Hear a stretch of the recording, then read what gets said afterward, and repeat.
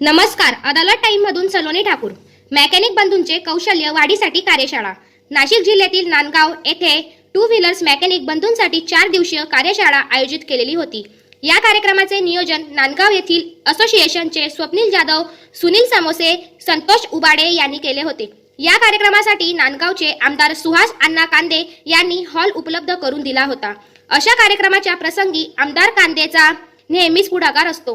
या कार्यक्रमाच्या वेळी महाराष्ट्र टू व्हीलर्स मेकॅनिक फेडरेशनचे राजेंद्र गुल्ले यांनी आमदार सुहास कांदे यांना सन्मानपत्र देऊन सन्मानित करण्यात आले व धुळे जिल्हा टू व्हीलर्स मेकॅनिक संघटनेचे अजय साळुंके व मुकुंद कुलकर्णी यांनीही सन्मानपत्र देऊन आमदार सुहास कांदेंचा सन्मान करण्यात आला. यावेळी नाशिक जिल्ह्यातील मेकॅनिक बंधूंना संपर्क प्रमुख या जबाबदाऱ्या देण्यात आल्या.